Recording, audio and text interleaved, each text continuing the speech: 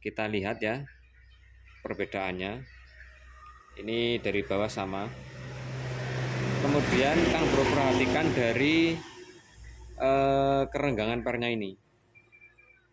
Nah, di sini mulai di sini masih renggang ya untuk yang kondisi baru ini dan yang ori. Nah, dari sini masih rapet. Kalau yang ini rapet. Jadi untuk diperbandingkan dengan yang sebelahnya ini, dia lebih rapet, cenderung lebih rapet yang lama ini. Ya, saya putar yang as sebelah kanan ya. Saya putar. Nah, dia kembali. Nah, dia rapet.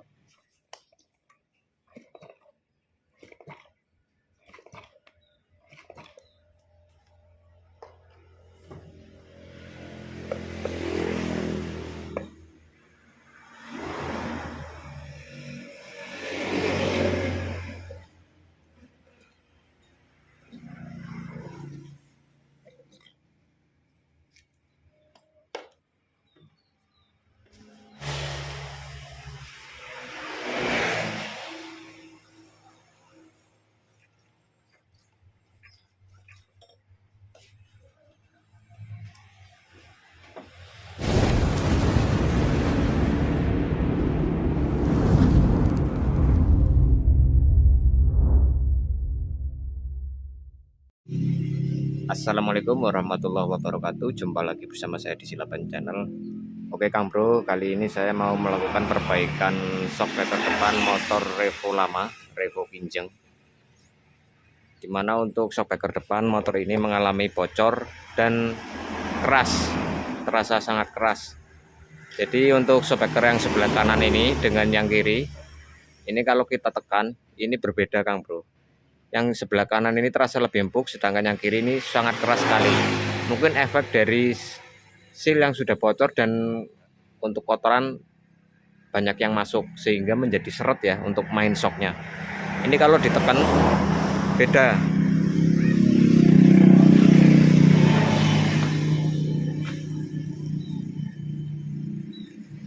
Yang ini agak enteng, yang ini berat. Jadi yang sebelah kiri itu nggak sama dengan yang kanan. Untuk kalau misal dapat tekanan itu lebih keras yang sebelah kiri ini. Nah, kebetulan untuk asnya ini dua-duanya sudah lecet semua dan sudah saya informasikan ke owner atau pemilik motor bahwa as shockbreakernya ini mengalami baret semuanya dan sudah sepakat untuk melakukan penggantian. Karena ini untuk muatan berat ya, membawa dagangan setiap hari ke pasar. Kalau misal diakal-akal itu nggak bakalan awet, biasanya bocor kembali, pemakaian sebentar bocor kembali kayak gitu. Oke ya, langsung saja kita bongkar, kita lepas bagian asoknya.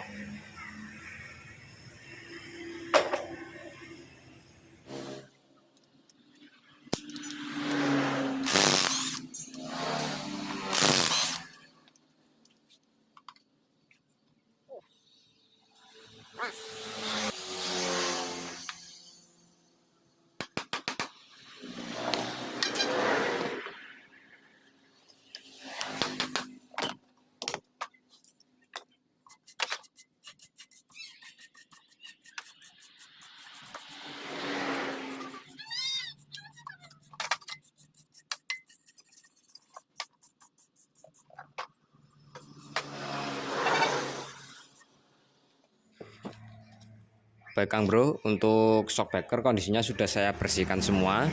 Dari bottom shock, as shockbreaker, kemudian pipa seruling, semuanya sudah saya bersihkan Kang Bro. Dan di sini saya mau menyampaikan beberapa kondisi untuk komponen dari shockbreaker ini, terutama untuk bagian pernya ini ya Kang Bro. Jadi di sini untuk per shocknya terlihat sudah pernah dipotong ya, dari ujungnya terlihat seperti ini. Kemudian untuk tepian di bagian per shocknya ini terlihat seperti ada bersentuhan dengan bottom shock ya, dinding bottom shock. Ini menandakan bahwa kondisi per ini lemah Kang Bro. sebenarnya kondisi per ini lemah. Kita bisa bandingkan atau kita buktikan dengan menggunakan per kepunyaan Revo juga. Ini untuk per kondisi baru dan orisinil. Kita lihat ya perbedaannya. Ini dari bawah sama. Kemudian Kang Bro perhatikan dari kerenggangan pernya ini. Nah, di sini mulai di sini masih renggang ya untuk yang kondisi baru ini dan yang ori. Nah, dari sini masih rapet, kalau yang ini rapet. Jadi untuk diperbandingkan dengan yang sebelahnya ini, dia lebih rapet, cenderung lebih rapet yang per yang lama ini. Ya. Dia lebih rapet. Dan kondisi shockbreaker ini tadi awalnya seperti ini Kang Bro. Selain terasa keras, pada saat shockbreaker dapat beban, dia langsung ambles dan nggak balik, mendem gitu istilahnya. Jadi kalau kondisi shockbreaker mendem itu bisa dipengaruhi juga dari kondisi kelenturan pernya ini. Ya. Kalau misalkan untuk per ini kondisinya masih bagus, biasanya untuk kasus shockbreaker mendem lebih bisa diminimalisirkan. Seperti itu Kang Bro. Nah, ini kemungkinan akan saya ganti untuk per shocknya. Kemudian untuk as shockbreaker, rencana memang ingin saya lakukan penggantian dan tadi sudah rembukan sama yang punya motor. Ternyata untuk barangnya itu kosong Kang Bro. Jadi di toko spare part dekat bengkel saya itu kebetulan kosong. Untuk yang ori dan juga yang shockbreaker kualitas biasa itu juga kosong. Jadi dengan sangat terpaksa ini akan saya poles sedikit ya, biar nggak terlalu melukai bagian seal shock yang baru. Kalau yang sebelah kanan tadi tidak terlalu kasar, walaupun agak lebar tapi dia lebih halus dibandingkan yang ini. Ini terlihat sedikit, tapi ini agak tajam Kang Bro. Oke ya, langsung saja kita ampas tipis-tipis untuk bagian yang luka ini.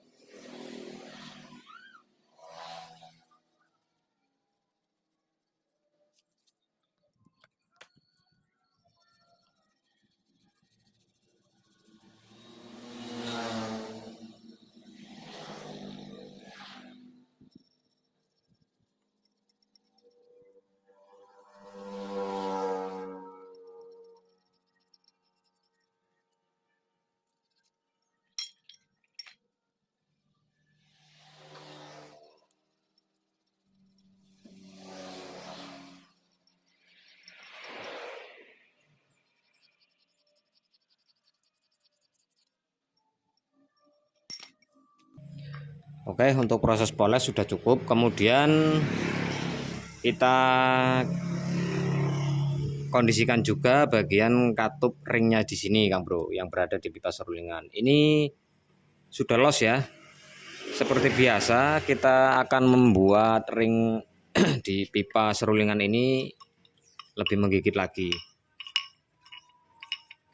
Ini masih lumayan ada gigitan, tapi masih kurang. Kemudian yang satunya. Oke. Jadi dari keduanya kita kondisikan juga untuk ini. Katup teflonnya.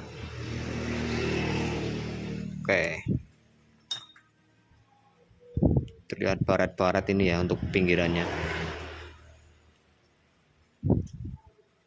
Ini barat seperti ini diakibatkan, nah ini ya. Ini barat-barat ini diakibatkan kotoran yang tercampur di oli shock atau di dalam shock Kang Bro. Nah, itu terlihat barat-barat ya.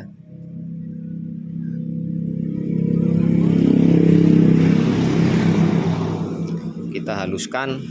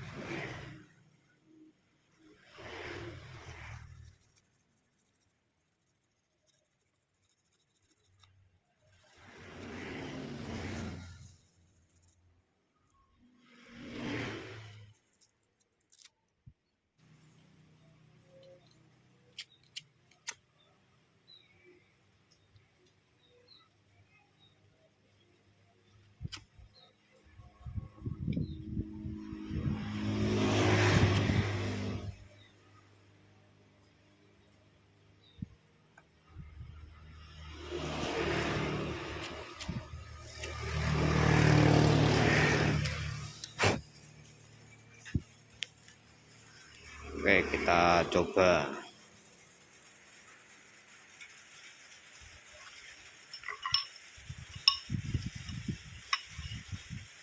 Oke, nggak jatuh ya. Gigitannya sudah lebih menggigit. Lakukan di kedua katupnya, Kang Bro. Nah, oke, untuk selanjutnya kita pasang untuk seal shocknya yang baru. Ya, ini kepunyaan Suzuki ya, ori.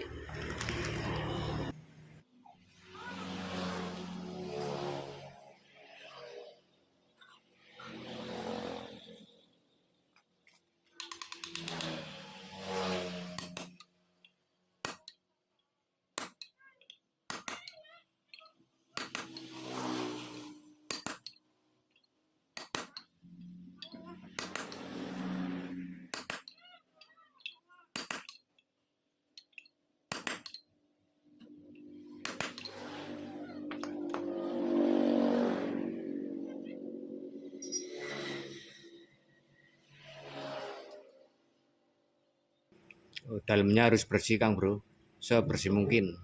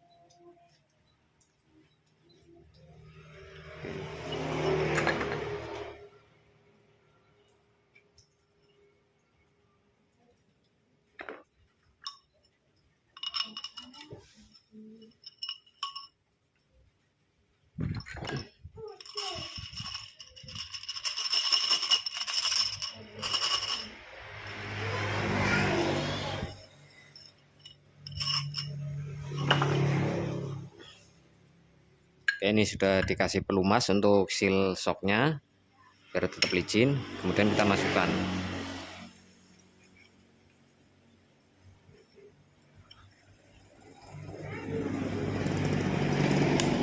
Oke.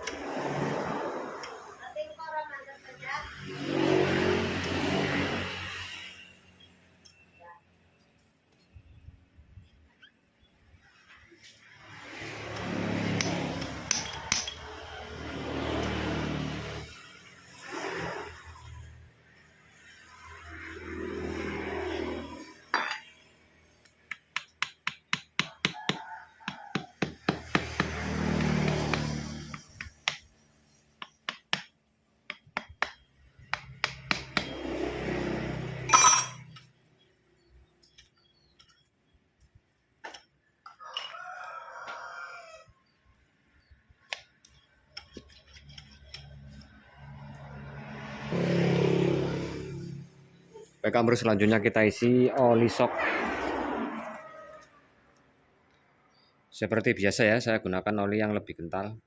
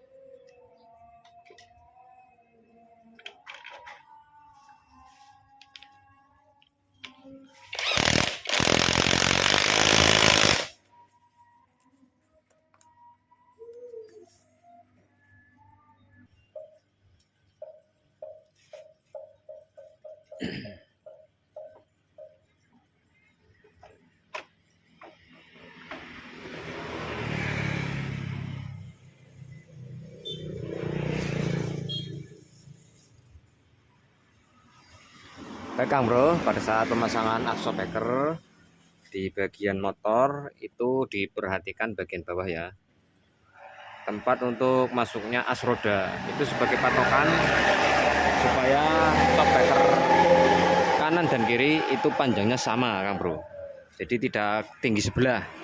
Ini sebagai patokan ya. Pastikan masuk asnya itu juga mudah Kang Bro. Oke, ini masih apa?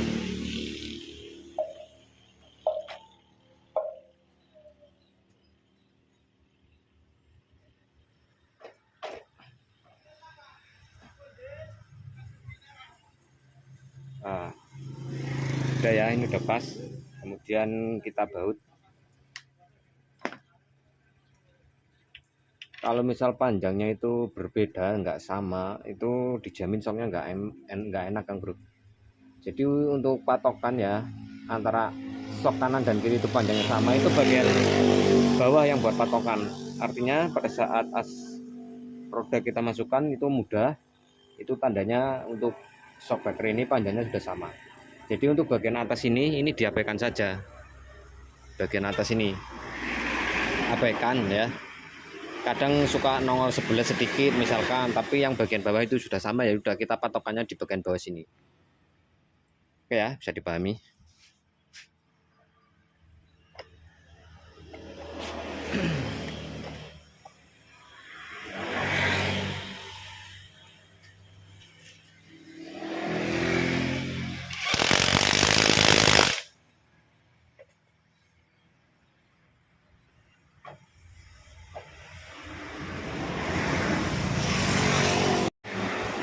Baik Kang Bro, untuk roda sudah saya pasang ya, namun spakbor belum saya pasang karena ini masih ada kendala Kang Bro. Tadi sudah saya coba, shocknya keras sekali ya, karena pengaruh dari ini Kang Bro. Nah di sini ada kerenggangan sekitar 3 mili. Kenapa bisa terjadi demikian? Nah ini yang akan menyebabkan shockbreaker itu menjadi keras Kang Bro. Mungkin dari riwayat motor ini pernah terjadi kecelakaan, jatuh ataupun nabrak ya. Sehingga untuk bagian as shockbreaker juga Raja Wali ini mengalami kerusakan, yang artinya dia tidak lagi presisi, yang menyebabkan ujung as shockbreaker ini, itu melebar. Ya, seharusnya ini kan rapat ke sini, nggak boleh ada celah seperti ini. Nah ini kalau misalkan dipaksa kita mur, kita baut, maka akan terjadi himpitan atau istilahnya dirah ya untuk as shock ini, dirah untuk posisi mingkup. Nah jadi seperti ini Kang Bro, misalkan ada 2 as ya, 2 as ini harusnya lurus, misalkan lurus seperti ini.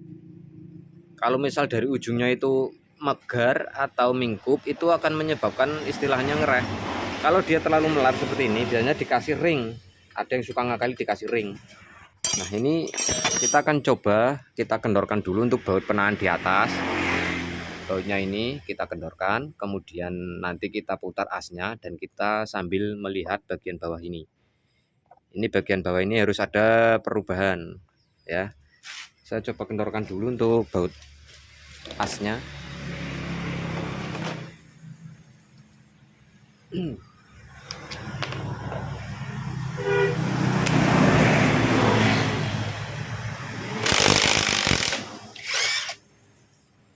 Kita nanti lihat reaksinya ya.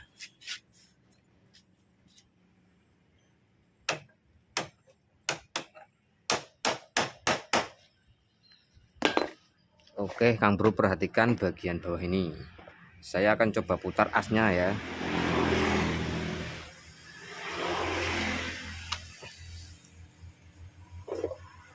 Coba perhatikan di sini ya. Sekarang saya coba putar asnya.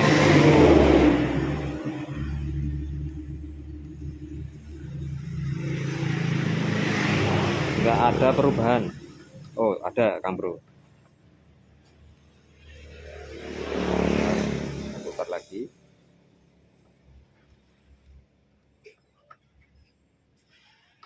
Sedikit sekali.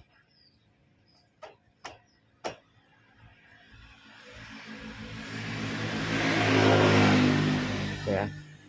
Kalau misal kita gerakan as sebelah belum ada reaksi, kita gantian untuk as shockbreaker yang sebelahnya lagi Kang Bro. Ini kita kembali kencangkan ya.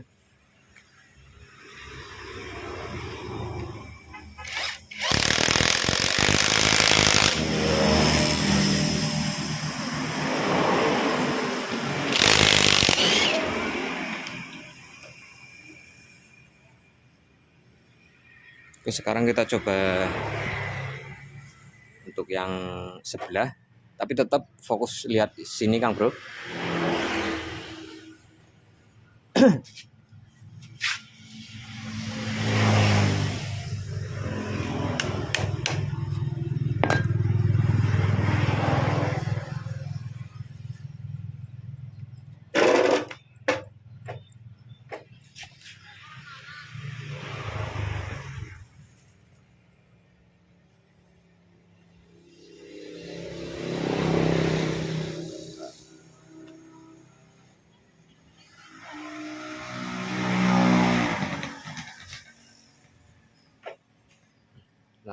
dia melebar Kang Bro. Saat saya putar yang as sebelah kanan ya, saya putar, nah dia kembali, nah dia rapat. Saya putar balikannya lagi, dia megar. Nah jadi ini yang bengkong as sebelah kanan ya. Oke.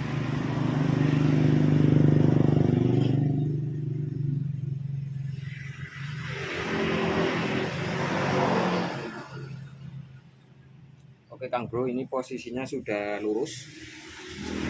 Untuk sini sudah rapat ya. Lihat ya.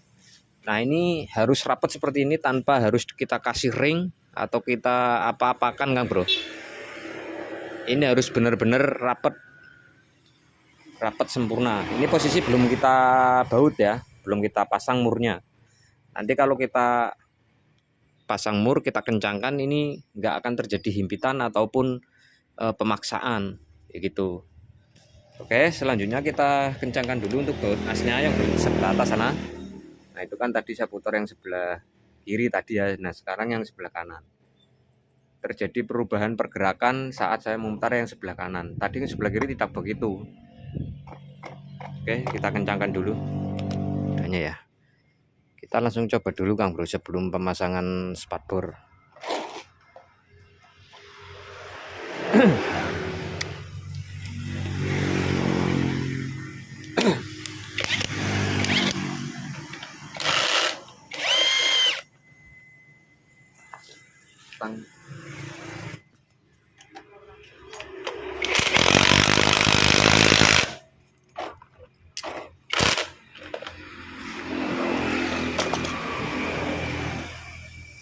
Oke, sekarang kita coba.